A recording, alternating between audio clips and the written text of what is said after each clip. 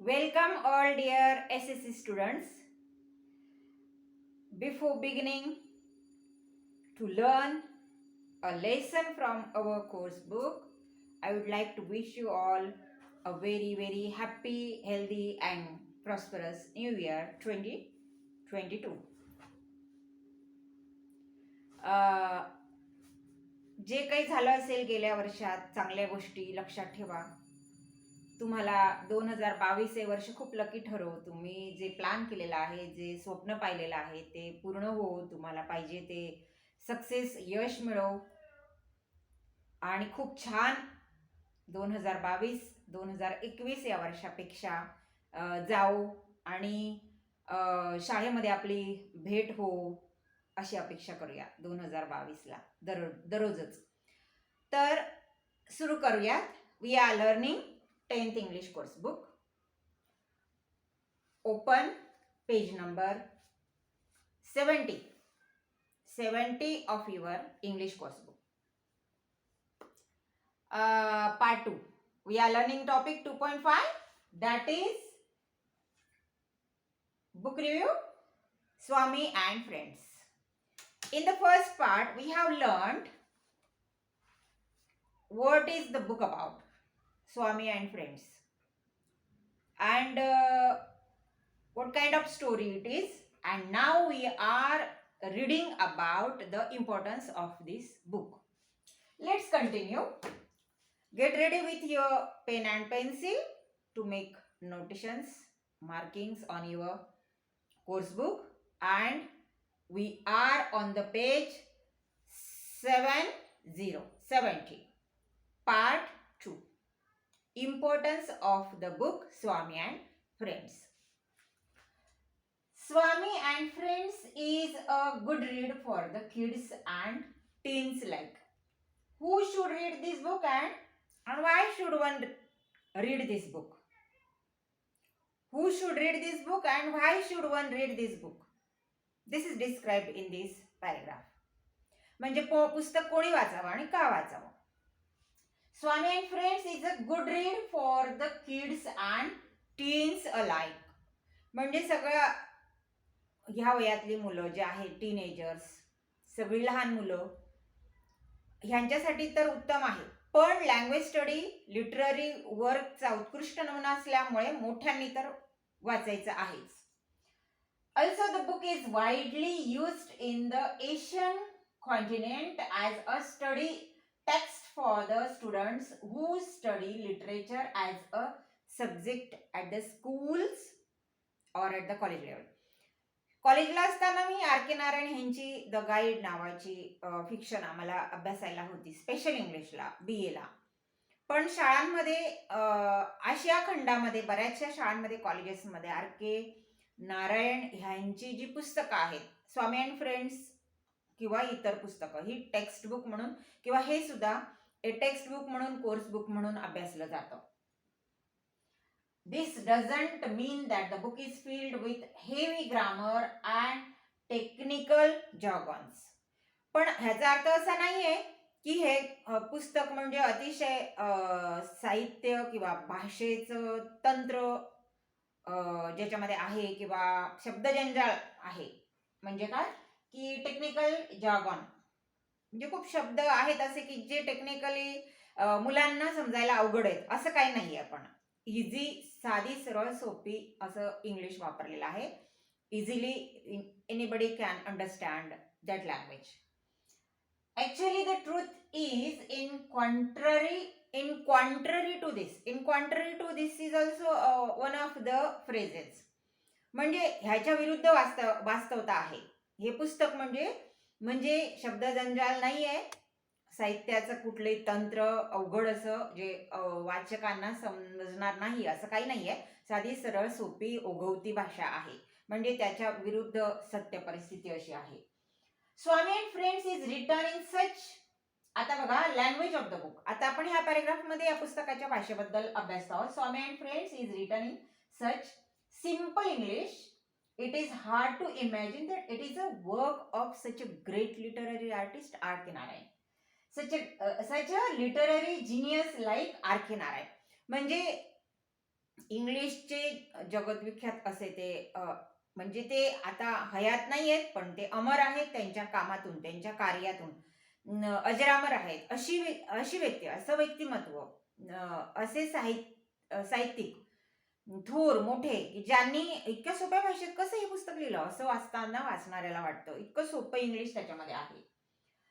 The English used in the book is both plain and simple without any troubling words for the kids. लहान मुलांना अडचणीत आणतील असे काही शब्द त्या पुस्तकात नाहीये.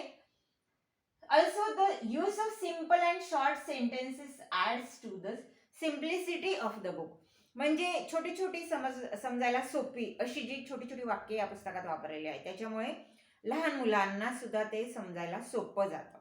हे तंत्र त्यांनी वापरलेलं आहे आर के नारायण यांनी. It is mentioned in the description. आता आपल्याला ह्या पुस्तकातला जो हिरो आहे ना स्वामी, त्याच्याबद्दल ह्या पॅराग्राफ मध्ये सांगितलेलं आहे. It is mentioned in the description that the book is about a mischievous 10-year-old Indian boy.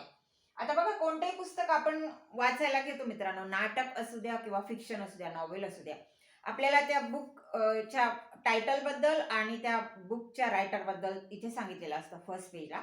आणि आपण ते पुस्तक असं एंडिंगला फिरवलं की इथे आपल्याला त्या पुस्तकाचा इसेन्स म्हणजे मर्म, सबस्टन्स, थीम, मेन थीम वगैरे असं दिलेला असतो इथे थोडक्यात. ह्या पुस्तकात तुम्हाला काय आहे आणि ते वाचून आपल्या इंटरेस्टनुसार तो थीम असेल तर आपण ते पुस्तक विकत घेत असतो आणि वाचत असतो. तर त्या डिस्क्रिप्शन मध्ये काय सांगितलेलं आहे बघा. It is mentioned in the description that the book is about a mischievous 10-year-old Indian boy. आता इथे दॅट पासून हा नाउन क्लॉज आहे बघा. आपण वाचता आपण लँग्वेजचं म्हणजे लिटररी टेक्निक पण आपण शिकत आहोत.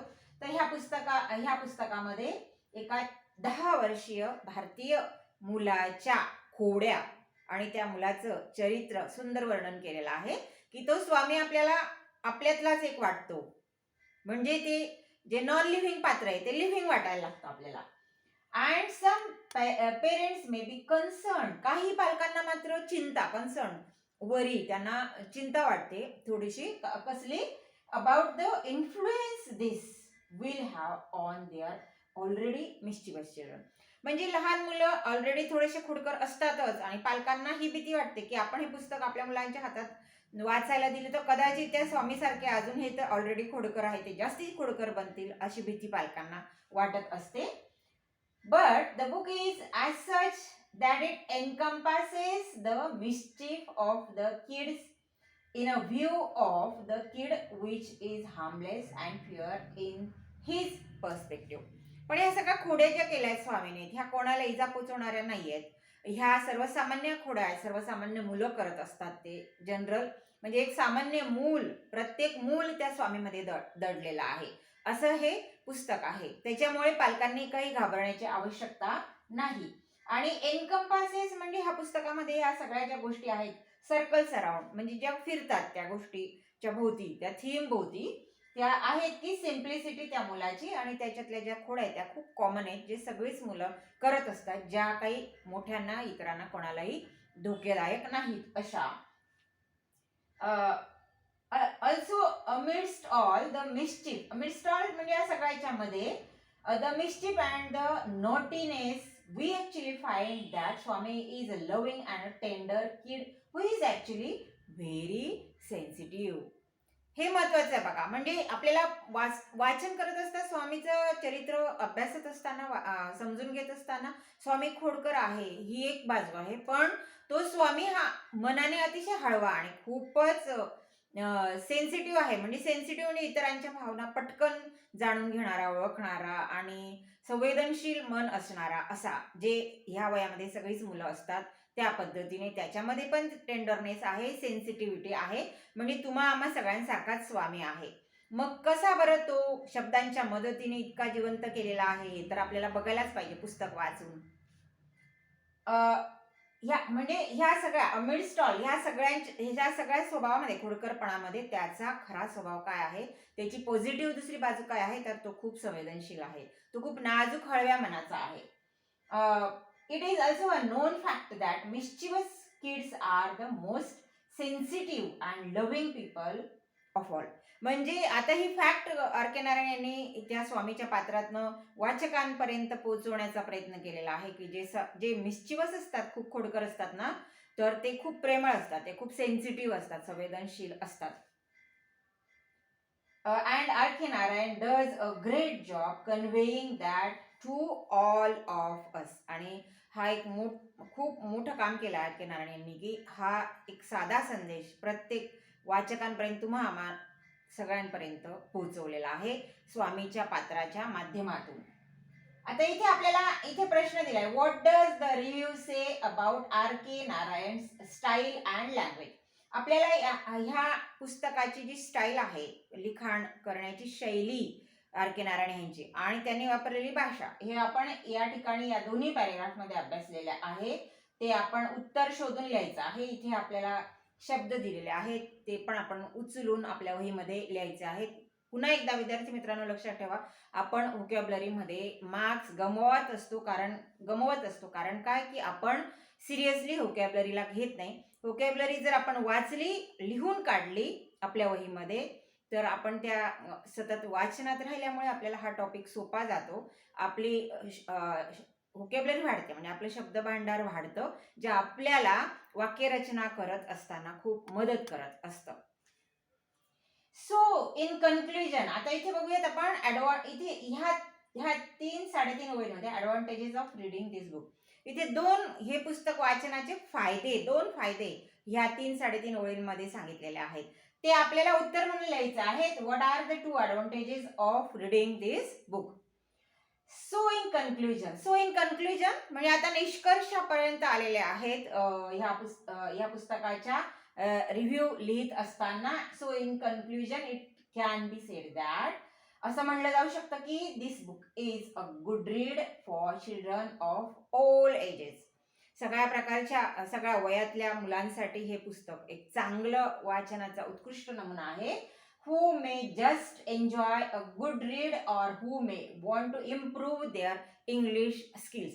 म्हणजे बघा, आपण इंग्लिश पॅरेग्राफ वाचतो 10 ओळींचा, तर त्याच्यातनं पण आपण व्होकॅब्युलरी शिकत असतो, आर्टिकल्स त्याच्यामध्ये असतात, प्रेपोजिशन्स, सगळे पार्ट्स ऑफ स्पीच त्याच्यामध्ये असतात. आता हे जे वाक्य आपण वाचतो याच्यामध्ये ॲडजेक्टिव्ह क्लॉज आहे, who may just enjoy a good read.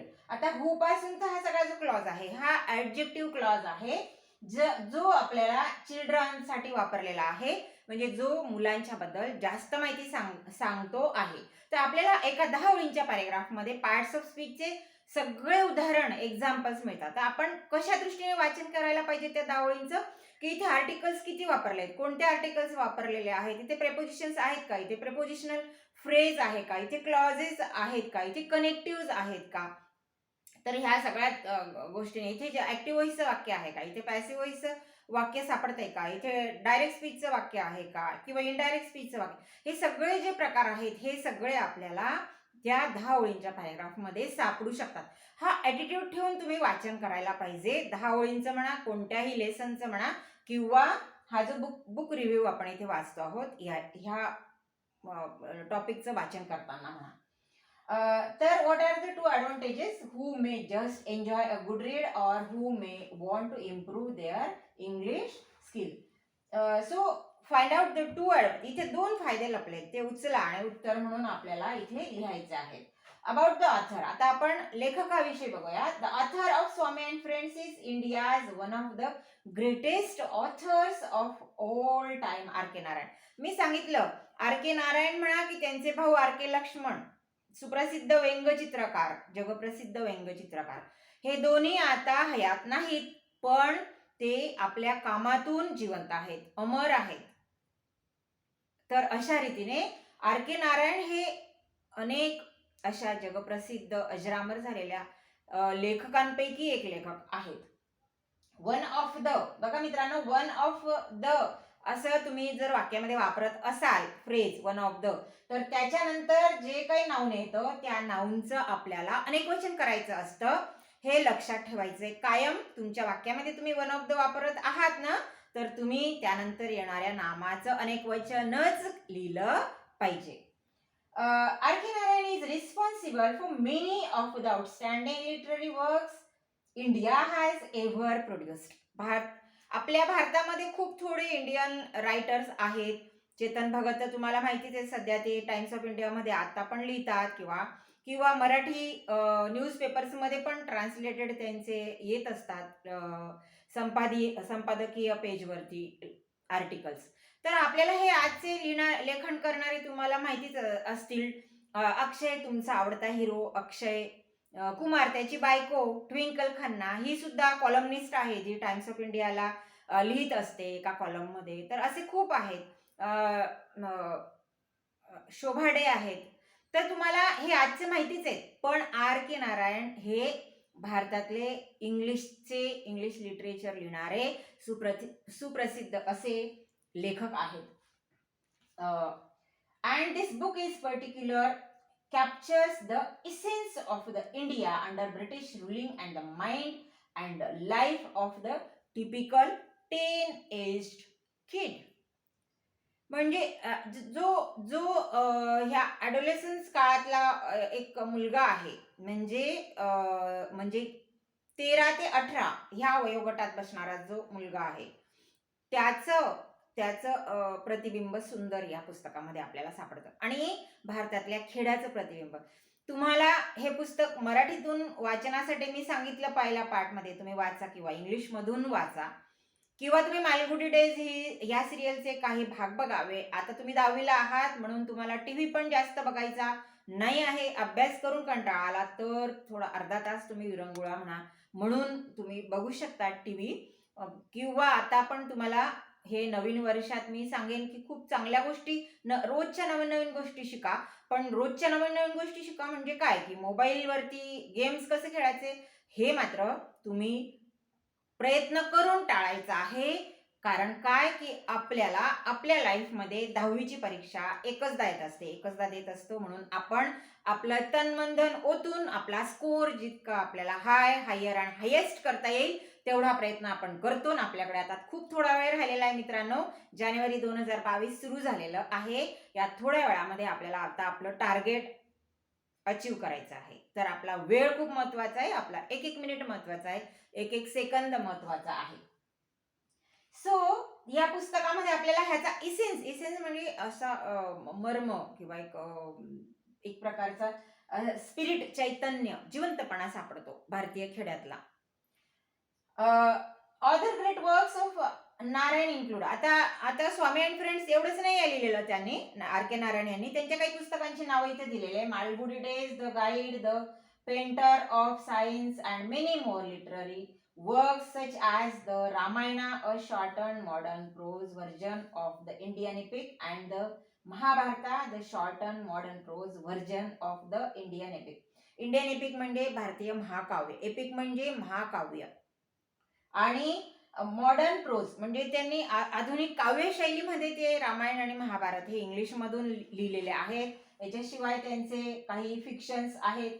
So go take a look at them if you are interested. आता आपल्याला आपल्या इंग्लिश लिटरेचरमध्ये वाचनाची आवड वृद्धिंगत करायची असेल तर तुमच्या आवडीचं पुस्तक लायब्ररीत जा, शोधा, मिळवा, घ्या, वाचा आणि आपली भाषा समृद्ध करावी, आपलं शब्द भांडार हे समृद्ध करा. आपण आता होमवर्ककडे जाऊया. पुढच्या स्लाइडमध्ये होमवर्क दिला आहे तुमच्यासाठी मी. याच्यात काही प्रश्न आहेत जे आज आपण एक्स्ट्रॅक्टमध्ये उत्तर म्हणून आपल्याला उत्तर सापडू शकतात. प्रश्न पहिला आहे, what was the full name of R.K. Narayan. याच्यासाठी तुम्हाला पार्ट 1 पुन्हा ऐकायला लागेल, पार्ट 1चा व्हिडिओ, आणि लिहायला लागेल उत्तर. दुसरा प्रश्न, list the other literary works of R.K. Narayan. ते आपल्याला व्हिडिओ 2 मध्ये आजच्या पार्टमध्ये सापडेल. Why the book reviews are written. Book reviews हे का लिहिले जातात ते तुम्ही तुमच्या ह्या बुक रिव्ह्यू वाचून एखाद्या ओळीमध्ये लिहून काढा किंवा 2 वाक्यांमध्ये लिहून काढा. प्रश्न चौथा, will you read now Swami and friends. तुम्ही आता तरी वाचणार का स्वामी आणि फ्रेंड्स ही फिक्शन, आणि जर वाचणार असाल तरी का वाचणार आहात, आणि जर वाचणार नसाल तरी का वाचणार नाहीये ते लिहायचं आपल्याला इथे. शेवटचा प्रश्न, write the 2 advantages of reading this book. आणि हे पुस्तक वाचनाचे 2 फायदे आपल्याला लिहायचे आहेत. आणि डिस्क्रिप्शन बॉक्समध्ये मी तुम्हाला ऑडिओ बुक रिव्ह्यूचे काही नमुने सॅम्पल्स टाकणार आहे, ते सुद्धा तुम्ही ऐका ऑडिओ क्लिप्स. आणि भेटूया पुन्हा पुढच्या व्हिडिओमध्ये.